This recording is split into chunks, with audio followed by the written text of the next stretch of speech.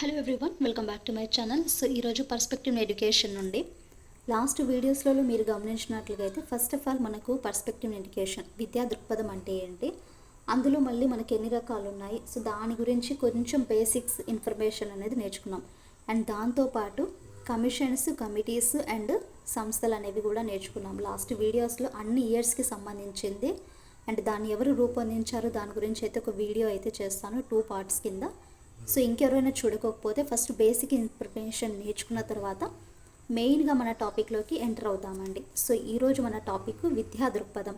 అసలు దృక్పథం అంటే ఏంటి, విద్య గురించి, విద్య అంటే విద్యలో ఎన్ని రకాలు ఉన్నాయి అండ్ దానికి సంబంధించిన స్థాయిలు, సో 1 by 1 డీటెయిల్గా మీకు ఎక్స్ప్లెయిన్ చేస్తాను. ఈ వీడియో చూసేలోపు మీరు ఖచ్చితంగా విద్యా దృక్పథం అంటే ఇదా, ఇంత ఈజీనా అని మీరే అంటారు. సో అంత డీటెయిల్గా మీకు ఎక్స్ప్లెయిన్ చేస్తాను. సో మీ దగ్గర తెలుగు అకాడమీ బుక్స్ కన్నా లేకపోతే ఈ బుక్ని ఫాలో అవ్వండి, ఉంటే మాత్రం దాన్ని యూజ్ చేయండి. ఎందుకంటే డెప్త్గా ఇచ్చారు, ప్లస్ బాగుంటుంది కూడా బుక్ కూడా.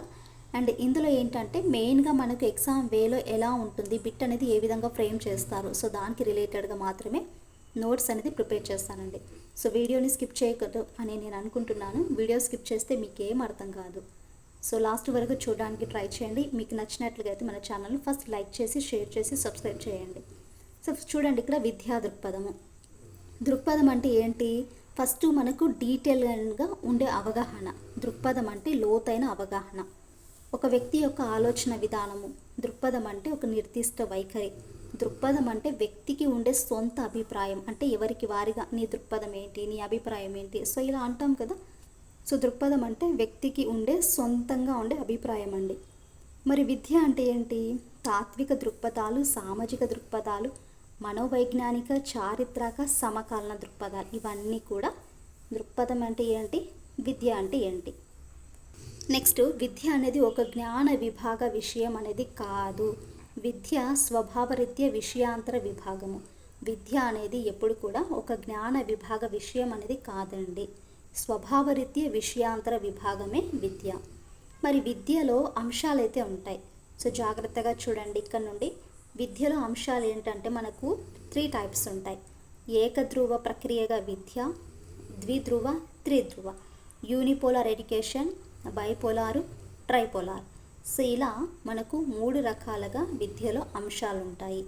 ఏకధ్రువ, ద్విధ్రువ, త్రిధ్రువ, unipolar education, bipolar education, tripolar education. Next one, విద్య రకాలు. లాస్ట్ వీడియోస్లో బేసిక్ ఇన్ఫర్మేషన్ నేర్చుకున్నాం కదా. సో నియత విద్య అంటే ఏంటి, అనియత విద్య అంటే ఏంటి, యాదృచ్ఛిక విద్య ఏంటి. సో నేను మీకు ఏం చెప్పాను, నియత విద్య ఫార్మల్ ఎడ్యుకేషన్ అంటే రెగ్యులర్గా స్కూల్స్కి, కాలేజెస్కి వెళ్ళే దాన్నే మనము ఫార్మల్ ఎడ్యుకేషన్ అంటారు. రెగ్యులర్గా వెళ్ళే స్కూల్స్ అండ్ కాలేజెస్కి నియత విద్య అంటారు. అనియత విద్య అంటే నాన్ ఫార్మల్ ఎడ్యుకేషన్, అంటే రెగ్యులర్గా స్కూల్స్కి అండ్ కాలేజెస్కి ఓపెన్గా డిస్టెన్స్ ఎడ్యుకేషన్ అయితే చేస్తారో వారిని నాన్ ఫార్మల్ ఎడ్యుకేషన్ అంటారు. మరి ఇన్ఫార్మల్ ఎడ్యుకేషన్, యాదృచ్ఛిక విద్య అంటే సమాజమే ఒక ఉపాధ్యాయుడు, అనుభవమే బోధనా పద్ధతి. అంటే ఫర్ ఎగ్జాంపుల్ ఇప్పుడు మనం ఇన్ఫార్మల్ ఎడ్యుకేషన్ అనుకోండి, సొసైటీ ద్వారా మనకి ఎంతో కొంత జ్ఞానం అయితే ఉంటుంది కదా. సపరేట్గా మనం వెళ్ళి కాలేజెస్కి కానీ స్కూల్స్కి కానీ వెళ్ళి నేర్చుకున్నాం, తనకుండే ఎక్స్పీరియన్సే బోధనా పద్ధతి, దాన్నే మనము యాదృచ్ఛిక విద్య అంటాము. అర్థమైందా అండి.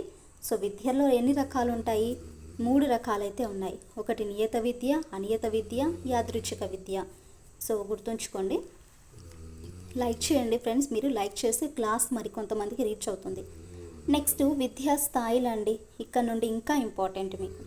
సో క్లాసెస్ అండ్ దానికి సంబంధించిన స్థాయిలు చూడాలి. ఇక్కడ నర్సరీ, ఎల్కేజీ, యూకేజీ, సో వీటిని పూర్వ ప్రాథమిక విద్య లేదా పూర్వ పాఠశాల విద్య అంటారండి.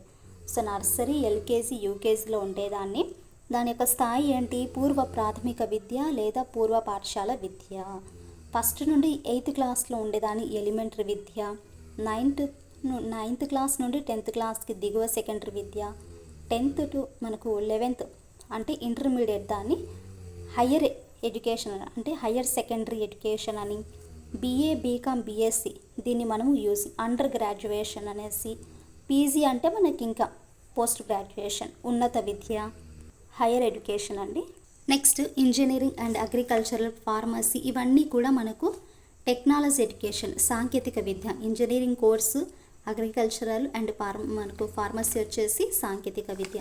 మరి మన టీచింగ్ ఫీల్డ్ కానీ, ఎంబీబీఎస్ కానీ, ఎల్ఎల్బి కానీ, బిఎడ్ ఇవన్నీ కూడా ప్రొఫెషనల్ ఎడ్యుకేషన్ అండి. అంటే వృత్తి విద్య. విద్యలో రకాలు చూడండి ఎన్ని ఉన్నాయో. విద్య అంటే వజ్రం లాంటిది. విద్యలో ఎన్ని కోణాలు ఉంటాయో అన్ని కోణాలు విద్యలో అయితే ఉంటాయండి. సో ఈ కోణాలను మనం లోతుగా అవగాహన చేసుకోవడమే విద్యా దృక్పథం. కన్క్లూజన్ ఇది. విద్య అంటే ఒక వజ్రంతో పోలుస్తాం మనం. వజ్రము ఏ విధంగా ఎన్ని కోణాల్లో చూసినా కూడా విద్య అనేది ఉంటుంది. సో లైటింగ్ అనేది ఉంటుంది కదా. సో ఈ కోణాలను మనం లోతుగా అవగాహన చేసుకోవడమే విద్యా దృక్పథాలు.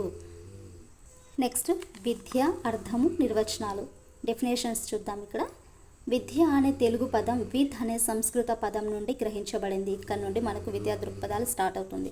సో విద్య అనే తెలుగు పదం అనేది వెరీ ఇంపార్టెంట్ బిట్. ఇది విద్ అనే సంస్కృత పదం నుండి గ్రహించబడింది. విద్ అనగా ఏంటంటే ఇక్కడ తెలుసుకోవడము. విద్ అంటే తెలుసుకోవడము. ఎడ్యుకేషన్ అనే ఆంగ్ల పదం ఎడ్యుకేర్ మరియు ఎడ్యుసేరే అనే రెండు లాటిన్ పదాల నుండి గ్రహించబడింది.